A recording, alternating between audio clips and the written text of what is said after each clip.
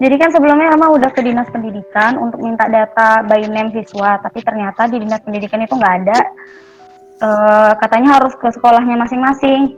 Tapi kan harus ada surat ini kan Pak, ada harus surat rekomendasi gitu, disposisi. Tapi kalau kata orang dinasnya, karena ini nggak memungkinkan untuk adik pergi ke dinas, jadi mereka nyetujuinnya ke satu sekolah Pak. Oh gitu. Kan, satu sekolah. Dan terus saya mau tanya, tapi acuannya saya dapat dari mana gitu? Bisa nggak saya minta data-data sekolah-sekolah mana aja yang paling banyak menerima dana PIP? Terus Helma lihat di 2 tahun terakhir ini dari dinas pendidikannya langsung. Helma belum. Di share screen. Maaf, Pak. Screennya belum. Oke, udah Pak. Udah. Oke. Ini data dari dinas pendidikannya langsung. Di tahun 2018 itu SMA 11 tertinggi dengan jumlah 198 dan total dana 144 juta. Ini bentar, ini data ini boleh dipublish Helma? Ini kayaknya enggak sih Pak, cuman mungkin bisa menentukan aja berapa siswanya, tapi untuk total dananya kayaknya enggak lah Pak. Oh iya. Oke. Kemudian untuk 2019 juga begitu Pak. Total siswanya 184 dengan dana 145. Tapi untuk tahun 2017 SMA 11 di peringkat kedua. Oh, oke. Masih tertinggi gitu. Jadi akhirnya ditujukan ke SMA 11 kemarin Pak. Makanya mengambil data di SMA 11. Cuman masalahnya setelah data di SMA 11 itu dilakukan cleaning, itu seperti yang Hema diskusikan dengan Bapak sebelumnya Pak. Dari 915 siswa, setelah di-cleaning hanya sisa 571 siswa gitu Pak. Oh, oke. Tapi teknik yang kemarin dipakai ya untuk pembagian ininya ya, sampel populasi itu. Kenapa Pak putus-putus Pak? Oh, ada yang ini. Apa namanya? Kan ada kemarin tekniknya. Kalau lebih dari 10% caranya udah saya ajarkan itu ya. Ya udah. Oh ya udah. Jadi pakai cara yang Bapak kasih kemarin kan. Jadi 50%-nya itu ngambil dari yang data yang noise-nya, kemudian diambil pakai teknik binning Pak. Oke. Dengan data yang paling banyak. Nah setelah itu melakukan proses information gain kan Pak. Ini C45 nggak sampai selesai ya? Enggak Pak, langsung information gain aja. Oh, information gain. Oke, berarti ini untuk seleksi atribut ya? Ya. Setelah dilakukan seleksi atribut, nilai informasi tertinggi itu diperoleh dari penerima KPS, sedangkan terendah itu diperoleh dari alat transportasi. Jenis tinggal, maaf Pak. Oke, berarti masuk semua itu dari 9 atribut kemarin? 8 atribut Pak, tapi ya, itu kan kalau saran Bapak kemarin kita lakukan wawancara ya Pak, wawancara dengan pihak SMA 11. Jadi Helma minta gini, Helma bertanya seandainya atribut-atribut di sini dikategorikan berdasarkan sifat dan karakteristiknya, bagaimana pengelompokan atribut tersebut berdasarkan sifat dan karakteristiknya. Jadi pihak SMA 11 itu menyebutkan kalau seandainya di kategori orang tua atau desa tersebut. Tapi untuk jenis tinggal dan alat transportasi itu tidak bisa dikategorikan karena belum tentu orang yang tinggalnya dengan orang tua dia punya kendaraan. Tapi belum tentu juga orang yang ngekos itu tidak punya kendaraan. Bisa jadi dia punya mobil atau dia punya kendaraan gitu. Jadi itu dikategorikan yang berbeda. Berdasarkan Juklaktif itu KPS dan KIP itu merupakan hal yang juga dipertimbangkan oleh pemerintah gitu Pak. Jadi di situ Helma dapat 4 kategori. Kemudian setelah Helma lakukan proses cleaning, normalisasi dan proses kamedoid. Bentar, balik lagi Helma.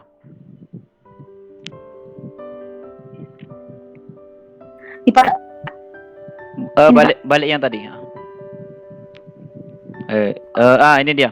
Ini kan hasil dari information gain ya. Ini manual atau pakai tools atau gimana ini? Pakai tools juga Pak. Oke. Pakai tools ini saja. Ini cari cara manualnya juga. Jangan manual, susah nanti. Udah ada tools, pakai aja tools. Tapi harus tahu hitungannya kan itu. Jadi bentar. Ini nilai information gain ini kan ada jenis tinggal. Ini yang paling paling tinggi kan berarti mana nih? Penerima KPS ini ya. Satu penerima KPS. Yang kedua pekerjaan ayah ini berpengaruh. Ini kan information gain ini dari 8 atribut ini kalau bisa di-rankkan aja langsung mana yang kira-kira punya kontribusi atribut yang sangat berpengaruh gitu kan. Ini yang paling tinggi kan penerima KPS ya. KPS sama penghasilan ayah. Oke, jadi kan dua itu ya. Sebenarnya kan tujuan dari dilakukannya seleksi atribut ini kan kita untuk mengurangi ya dari 8 ini kira-kira mana yang kira-kira yang sangat berpengaruh itu aja kan. Iya, Pak. Oke. Dari 8 ini tetap 8 yang diambil ya karena acuan yang dipakainya gain ya, information gain ya pada C45 ya. Oke. Iya, Pak.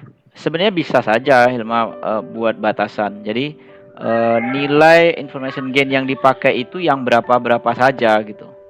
Tapi nanti harus ada pembuktian. Misalnya nih, information gain yang dipakai itu dia di atas 0,05 misalkan. Nah, berarti yang di atas atau sama dengan 0,05 itu yang diambil, yang dijadikan sebagai atribut. Itu satu. Nah, kan ini Hilman bagi datanya nanti juga pakai teknik lain ya. Ini sudah diproses sampai klasifikasi atau belum? Udah, Pak. Udah berjalan ya. Udah siap, Pak. Oh, udah siap. Kalau udah siap ya sudahlah kalau gitu. Nanti di papernya aja ini untuk seleksi atribut. Jadi gini, oke, karena di atas 0 makanya diambil semua ya. Iya, Pak. Oke, ini ada satu kontribusi yang bisa dituliskan oleh Helma. Ternyata dari 8 atribut itu atribut yang sangat berpengaruh untuk kasus ini adalah kayak gini. Ini loh, diurutkan aja nanti 1, ini 1, 2, 3 nilainya. Nanti dibuat aja semacam grafik atau apa gitu. Ini 1, ini dapat kontribusinya. Ini 1 nih. Nah, oke, berarti 1 ini aja udah lepas dari TA itu. TA itu ya untuk S1 dapat aja 1 kontribusi itu sudah. Nah, tapi kalau hanya hasil mencari rules itu tidak kontribusi gitu. Kayak Ulia tadi kan rules juga, cari rules. Tapi dia ada kontribusi gitu. Kontribusinya apa? Ada 2 tadi. Nah, kayak Helma ini udah dapat nih 1 kontribusi, 1. Oke, saya garis bawah yang itunya aja sih. Oke, lanjut Helma. Setelah ini kan dapat nih di clustering lagi ya. Iya, di clustering. Kemudian di cluster itu pakai apa algoritma? Kamedoid sama Kamin. Oh, dipilih lagi ya? Iya. Oke. Dua kali. Oke, di antara 2 ini mana yang dipakai, yang terpilih yang paling bagus? Pakai evaluasinya apa? DBI ya? DBI ya, Pak. Oke. Sip. Tapi kan kemarin Pak penguji minta coba dibandingkan juga dengan teknik holdout kan dari Pak Afdal kan. Jadi emang awalnya menggunakan 2, akhirnya menggunakan 1 lagi Pak holdout gitu, Pak. Oh, pakai holdout juga ya? Jadi 3. Itu udah siap tiga-tiganya? Udah, Pak. Oke. Antara Kamin sama Kamedoid mana yang bagus? Nah, ini nih Pak yang menarik, makanya yang mau tanyakan sama Bapak. Langsung ke hasilnya aja Pak ya? Boleh. Langsung ke clusteringnya aja. Langsung ke clustering. Ini Pak. Ini clustering ketika ya ini ada akurasi holdout, menggunakan holdout. Ini menggunakan akurasi Kamin, dan ini menggunakan Kamedoid. Oke. Ya. Dan ini menggunakan splitnya tuh Helma dari 0,1 sampai 0,1 kali 10 7 Pak. Belum. Ini jangan ke PNN dulu, jangan klasifikasi, tapi ke clustering dulu. Oh, clustering dulu. Oke. Clusteringnya. DBI-nya ya Pak ya? DBI dari clustering. Ini. Dari DBI ya. Oke, ini Kamins. Mana yang? Ya, ini Kamins. Satunya ini Kamedoid. Menggunakan untuk Kamedoidnya. Ini Pak. Oh, pakai iterasi juga. Oke. Ya. Kan ini Pak, kan karena nilai ininya kan naik turun Pak DBI-nya. Jadi awalnya berdasarkan nilai terendah. Tapi setelah Helma baca lagi karena dia naik turun, dia tuh mengambil klasternya tuh berdasarkan penelitian dulu Pak. Tapi kan datanya berbeda itu ya? Iya, datanya berbeda sih Pak. Gini aja untuk menyimpulkan itu di antara dua ini iterasi satu antara 100 dengan 10 ini mana yang paling bagus? Oh, itu aja yang diambil Pak Cari ya? yang tertinggi yang mana misalkan kan. Yang paling tinggi kan itu yang kecil ya kalau di BI Iya, ya. yang terendah Pak. Yang terendah, sorry. Yang paling rendah itu berapa itu? Ini Pak 151. 0,151 ya. Oke. Di antara dua itu ternyata itu yang paling kecil ya. Iya Pak. Oke, satu. Kalau yang di apa? Di Kamedoid Di Kamedot ini 151 Pak. 151. Di Kamins ini ada yang terendah 1443. Di iterasi berapa? 100 juga sama. Iterasi 10 Pak. Iya di iterasi 100 Sama-sama 142. 100 ya. Iya Pak. Oke, itu dua kontribusinya. Ternyata antara Kamin sama Kamedoid sama-sama di iterasi 100, dia itu nilainya yang paling di antara 10 dengan 100, yang terpilih itu 100 di kedua algoritma Kamin. Nah, dibandingkan dua algoritma itu ternyata yang lebih bagus adalah Kaminsnya ya. Oke. Ini di Kamins tadi Pak. Dapat ya. Udah dapat nih dua Iya, kontribusi dah. Oke, satu dari kontribusinya dari information gain tadi dapat nih, ternyata secara berurutan ini. Yang kedua dari klasternya dapat ini. Oke, sekarang pindah ke klasifikasinya. Oh, ini banyak betul. Oke. Di klasifikasi lagi Pak. Ini malah dua kali klasifikasi Pak, karena kan yang pertama berdasarkan kategori yang dari pihak SMA, satu lagi yang seluruh atribut Pak. Oke.